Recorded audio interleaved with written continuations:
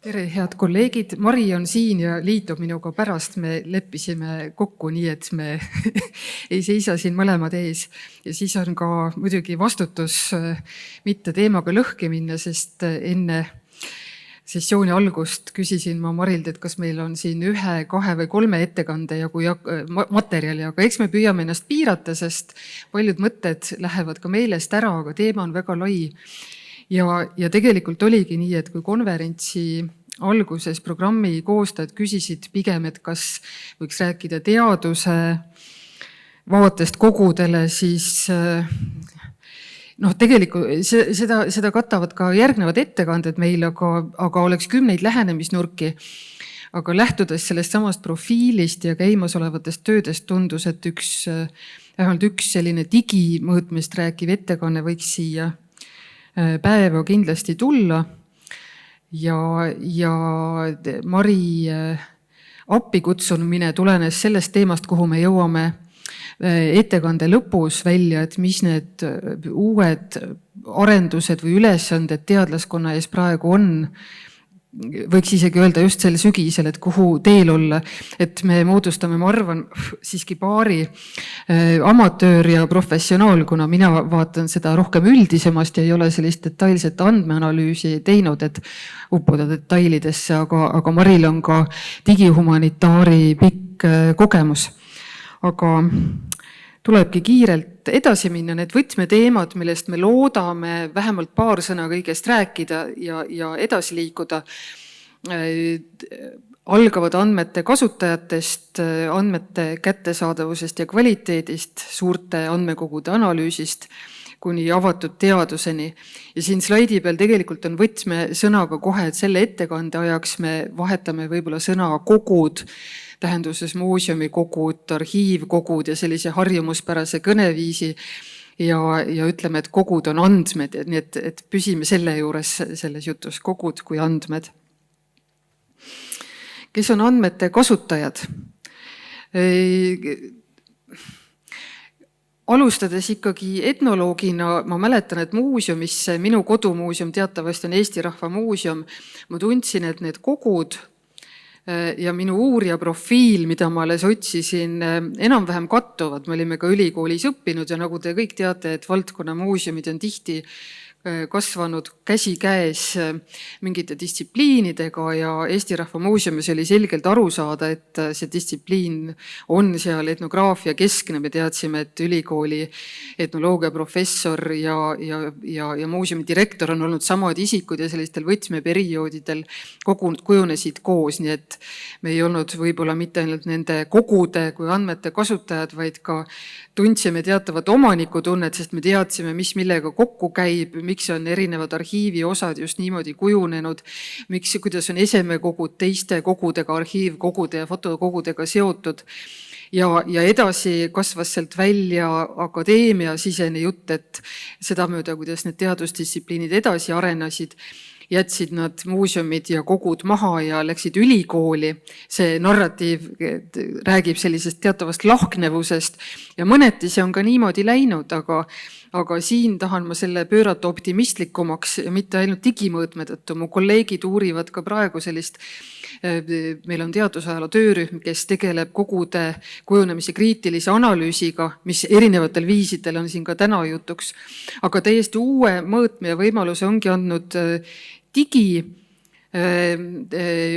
aga ka uued väljakutsed, et sellest see meie tänane jutt on, et milline siis see humanitaarteadlasest kasutaja digikeskkonnas on. Siin ma võiks öelda, et kui näiteks Eesti Rahva Muuseumi kogud sellises laias mõttes on mulle väga kodused, detaile ei tunne, aga tajun seda, siis infosüsteemid on teatavasti, siin saavad kokku väga erinevad vajadused. Meil on ju nii õnn kui õnnetus on Eesti muis, eks ole, see on üks paremaid maailmas, aga samas me teame ka intiimselt selle valusid ja hädasid ja ma vaataks näoilmeid, eks ole, et kas näod lähevad pigem rõõmsamaks või kurvemaks. Ma maailma mastaabis väga hea süsteem, kodus keeruline, aga mis seal juhtub, on kokku saanud erinevate kasutajate vajadused, muuseumi kui institutsiooni, sellised avalikkuse vajadused, infoteadustest tulenevad teadmised, kuidas seda organiseerida ja nii edasi.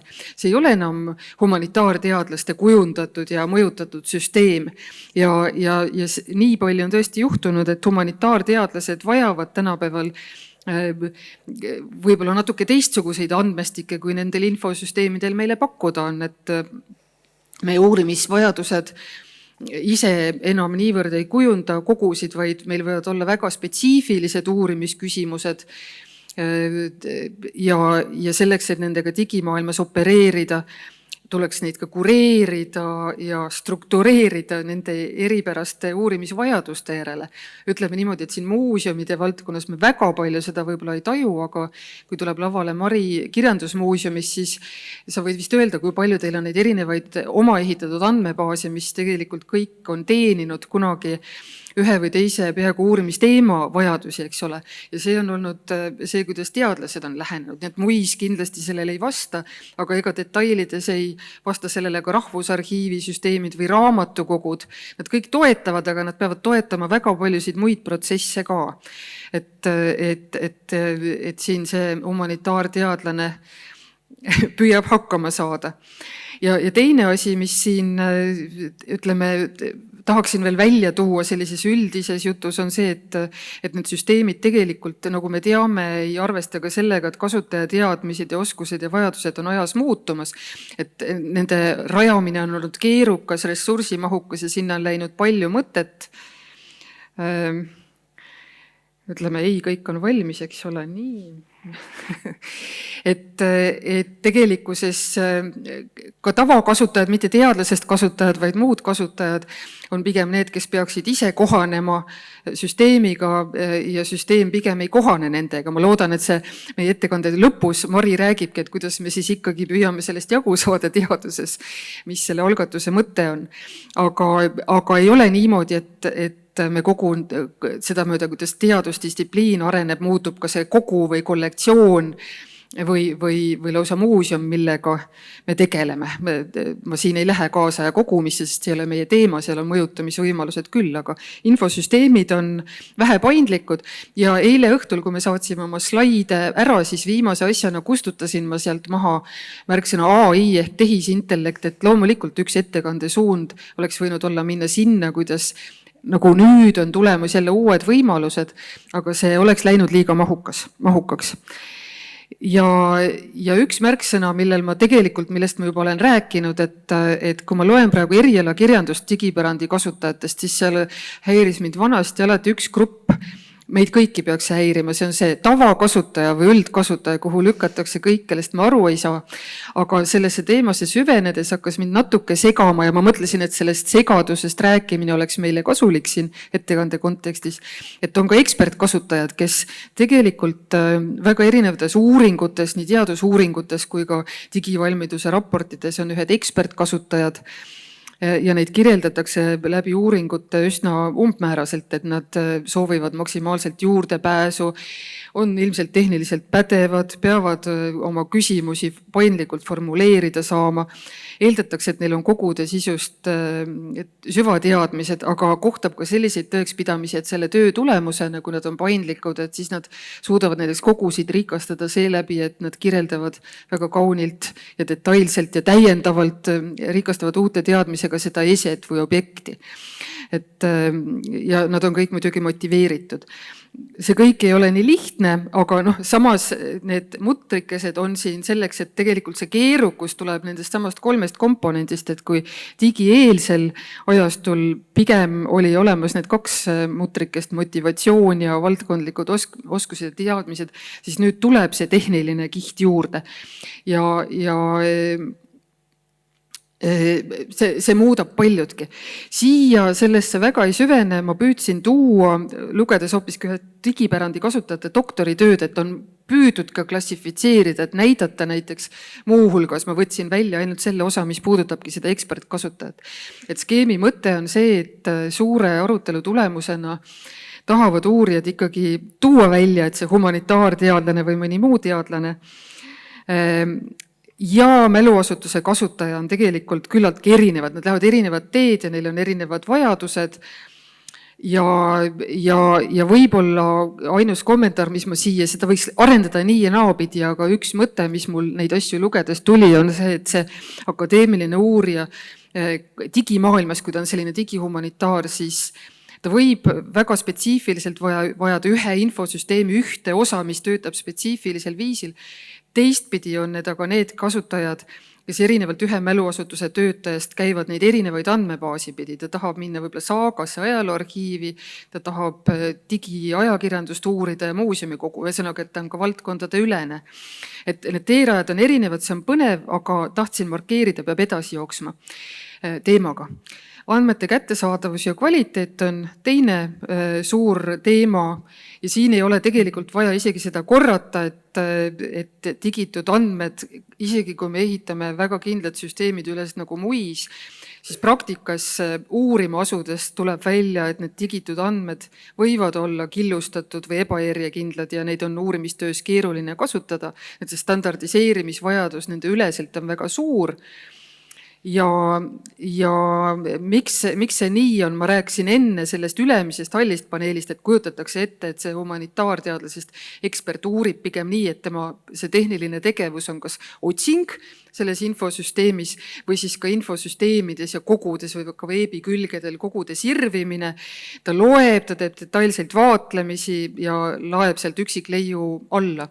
See ei ole kuskile kadunud, aga selle juures on siis nüüd see teine pool, mis tähendab arvutuslike meetodite rakendamist, selle tegelikult osakaal nagu teadusliku uudsuse tagamisel läheb järjest suuremaks ja seal me läheme maailma, kus me peame rääkima API-dest ja valimitest ja valimite allalaadmisest, kellele väga tuttav teema, kellele võõras.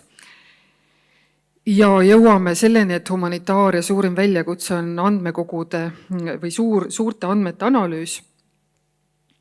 Ja siin väljakutsete hulk läheb suuremaks kui see, mis oli analoogkeskkonnast digisse minnes. Ja väga kiirelt siin edasi liikudes, üldistades on see, et ühest küljest meid panevad muretsema sellised andmeanalüüsi sügavuse küsimused, et kas kvalitatiivne uuring on detaili ja nüansi rohkem, see humanitaaria nagu tugevus selles, et me tunnetame neid kultuurikoode, kas see jääb alles, kas need küsimused, mida me küsime, kas suurandmete analüüs on üldse valiidne. Aga teine väljakutsete laad on see, et kuidas ja kellega me seda tööd koos teeme ja siis Mari pakkus tegelikult välja, mina püüan nüüd sisse juhatada, et võib-olla me peaksime rääkima nagu kahte tüüpi suurtest väljakutsetest või ka töö tegemise viisidest. Üks neist on interdistsiplinaarne koostöö ja teine suund sellega vastamisi seista on selline humanitaarteadlaste endi võimestamine. Ma alustan interdistsiplinaarsest koostööst ja kuskil siin tuleb Mari minu asemele ja räägib meie jutu lõpuni. Et on selge, et kui võtta minna sellisest tavalisest tehniliste oskuste tasemest süvitsi edasi ja sellest tõelist kasu saada, et siis on üks selge tee teha palju suuremal määral koostööd kui seni. Andmeteaduse kasutusele võtta humanitaarteadustes võib eeldada seda, et sa teed seda käsitööd andmeteadlastega või tehnoloogia ekspertidega ja omandad käigult või omandad arusaamise töömeetoditest ja tööriistudest. Et selline ühise keele loomise vajadus muutub väga palju suuremaks, kui tavaline humanitaar kunagi kogenud on. Sest hea tulemus saab sündida nüüd siis, kui erinevaid valdkondlikke ekspertiise kombineerida. Ja me tõime siia 2 kogemuslugu.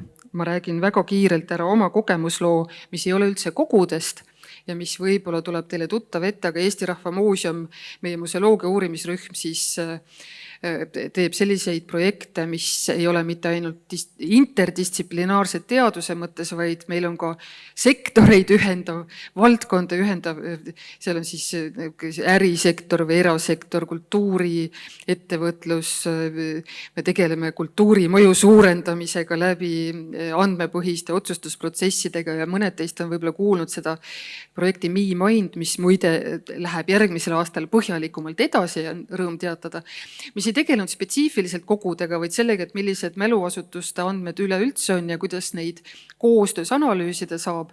Ja meie suurim õppetund seal võib-olla oli selline esmakordne koostöö andmeteadlastega, isegi mitte Eestist, vaid Euroopa teisest otsast, kellele me andsime oma andmekogusid. Ja siis siin on näha ka slaidil tsitaadid, mis tulid tagasi, et kuidas andmeteadlased tegelikult põrkusid ja ütlesid, et meie andmed on ebatäpsed, meie oskused on väga halvad ja me peaksime tingimata mäluasutustes vaatama, et tööl oleksid edaspidi andmeteadlased. Ja nende meetodid, väga täpsed meetodid ei toiminud nende segaste, halvasti struktureeritud allikate peal. Üks näide siin kiirelt on hoopiski ERMi meediakajastusest, kus nad tuvastasid, et trükiajakirjanduse kajastuste arv kukkus aasta 18 ja 19 vahel ja kuna neil konteksti ei olnud, siis leidsid nad, et ilmselt on tegu trükiajakirjanduse kadumises. Ma ei hakka teile rääkima, milles asi on, aga teil sisetunne vast ütleb, et selle 1 aastaga fundamentaalset muutust ei toimu. Ja teine, mida me oleme kohe kindlasti näidanud kolleeg Agnesega, on ERMi püsinäituse külastajateekondade, külastajate radade analüüs, mis me andsime ka sinna analüüsida. Ja kuna neil konteksti ei olnud, siis nad ütlesid, et see andmeanalüüs ebaõnnestus. Ja siin tulebki see esimene kogemus, kus me pidime võtma appi kogu oma konteksti, nii muuseumi arendajatena kui humanitaarteadlastena, kes on ise uurinud seda meie digisisu kasutamist seal püsinäitusel ja vaadelnud. Ja me saime ära mõtestada, et need andmed tegelikult näitasid seda, mida me soovisime.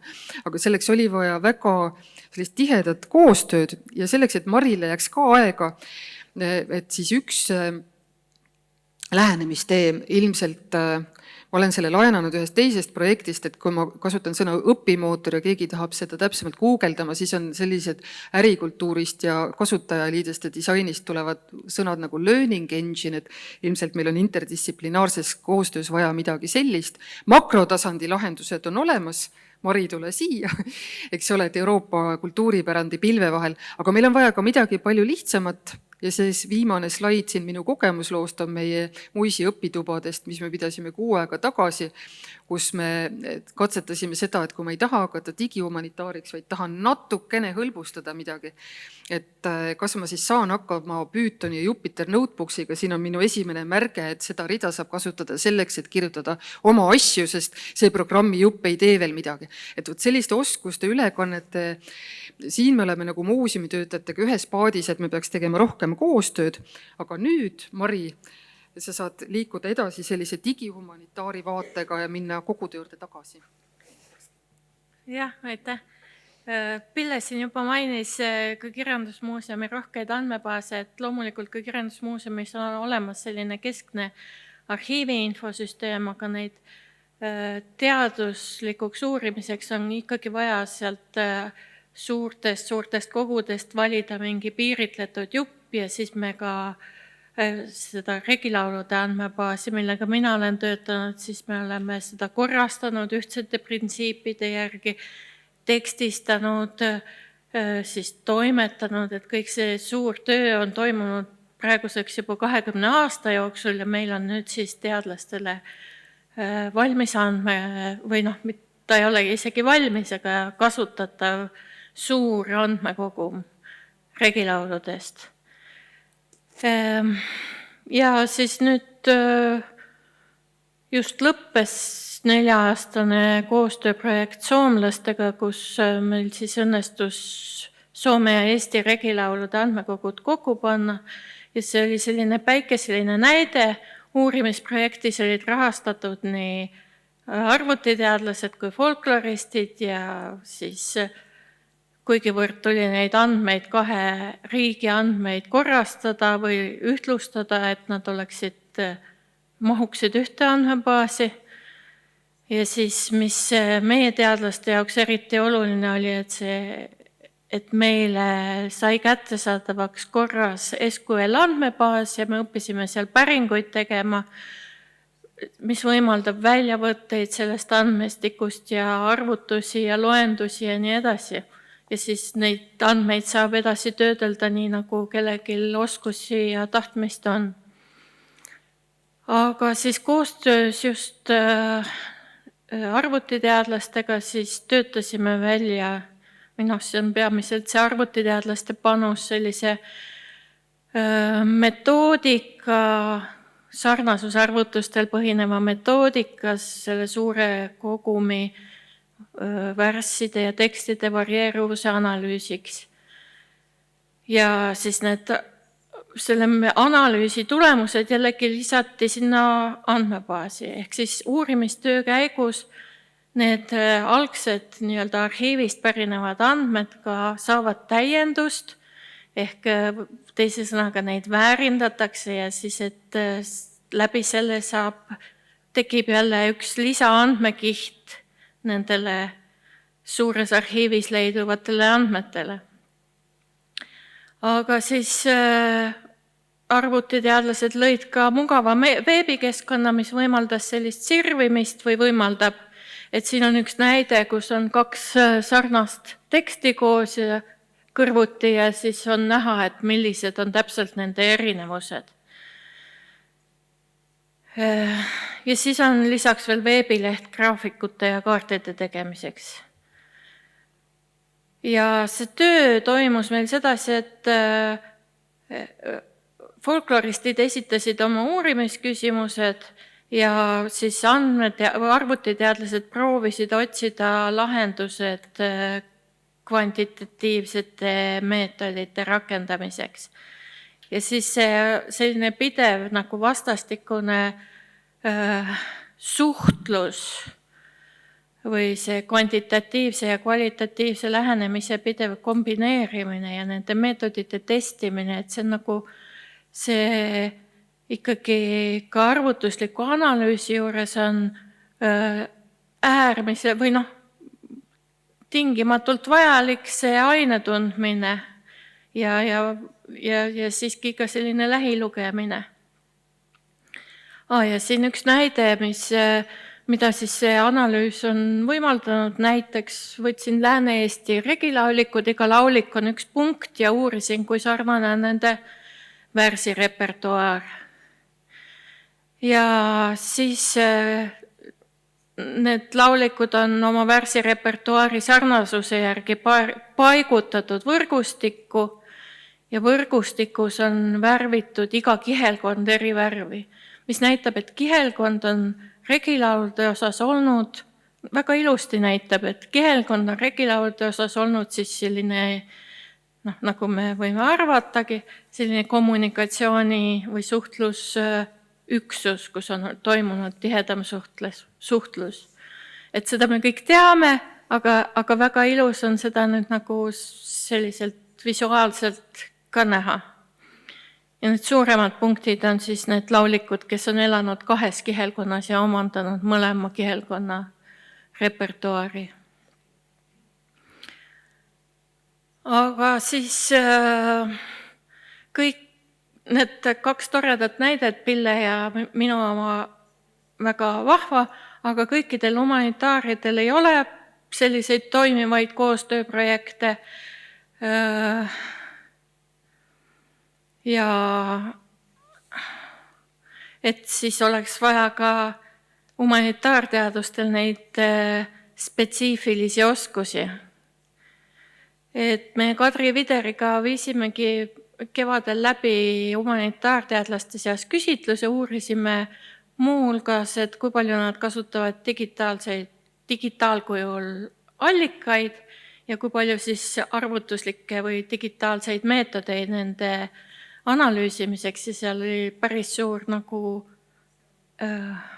erinevus, et enamus uurijaid teadlasi kasutab allikaid digikujul, aga palju vähem kasutavad neid digimeetodeid nendest ülevaate saamiseks. Ja siis mõtlesimegi, et kuidas toetada humanitaarteadlasi, see on meie asutuse sees juba olnud pikemalt aega nagu teemaks ja meil on ka üks projekt selle ülesande lahendamiseks, aga et kuidas siis toetada humanitaarteadlasi nende nii-öelda suurandmete või suurte andmekogude analüüsil ja kuna parajasti siis nüüd see kevad oli teadustaristute, riikliku tähtsusega teadustaristute nimekirja pääsemise taotlusvoor, siis esitasime sinna ka taotluse. Just sellise humanitaarteadlastele suunatud, aga see taotlus tuli komisjoni poolt tagasi soovitusega panna see kokku e-varamu ja datasaidiga. E-varamut, ma arvan, te kõik teate, see on selline infoportaal, andmekeskus, andmebaas, mis koondab kõigi Eesti mäluasutuste materjale sellise visiooniga ja datasait siis on see asutus, kes annab toisid andmetele, neid püsiidentifikaatoreid. Ja me oleme nüüd, meile anti nädal aega siis sellise uue taotluse tegemiseks ja selle me tegime ja siis see nüüd Eesti teadus- ja kultuuriandmete digitaristu on siis nüüd riikliku tähtsusega teadustaristute nimistus. Aga et kuidas see töö täpsemalt edasi minema hakkab, on praegu veel selge, et selle nädalaga me loomulikult ei jõudnud mingisugust sisukat visiooni kokku panna ja me oleme seda nüüd siis kuidagi välja töötamas. Ja siin ekraanilt ongi praeguseks siis meie IT-juhi Klaus Jõgi sõnastatud ikkagi nagu koostöös arutatud, nii palju kui me oleme jõudnud arutada, et selline visioon, kuidas siis e-varamust võiks andmed voolata siis digilaborisse, mis pakub kasutajatele mugavaid analüüsiteenuseid. Ja lisaks on veel, kas mul on aeg otsas, jah? Et ma siis lühidalt ütlen, et teaduses on nagu hästi juurdumas selline FAIR põhimõtete komplekt, et kõikides taotlustes sa pead nagu näitama, et sa kindlasti järgid neid põhimõtteid ja kuidas sa seda teed. Ja siin tekib see vastuolu kasutuspiirangutega mingil hetkel, et kuidas kasutuspiirangutega andmeid saab siis nüüd jällegi kättesaadavaks teha või kasutatavaks teha. Et siin meil on ka selles taristus pakutud välja lahendus, et kuidas kasutada tundlikku või autoriõigustega kaitstud sisu, ilma et kasutajatel oleks otsest ligipääsu nendele andmetele. Norra Rahvusraamatukogu on hea eeskuju meil selles suhtes. Neil on juba töötav digilabor selle sama põhimõttega. Ja ongi kõik.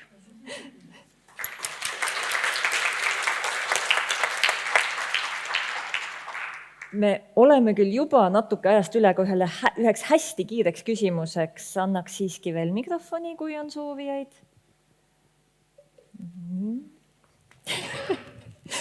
Väike teatejooks küsimuseni.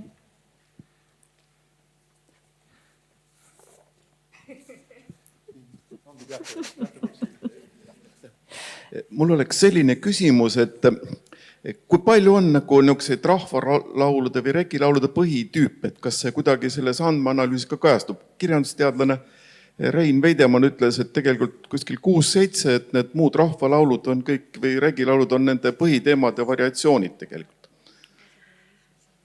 Me oleme neid tüüpe ka kokku lugenud, mis soomlastel ja eestlastel on erinevad tüpoloogiad ja neid ei ole veel õnnestunud arvutuslikult ka kokku viia, aga soomlastel umbes 10 000 ja eestlastel umbes 7 000.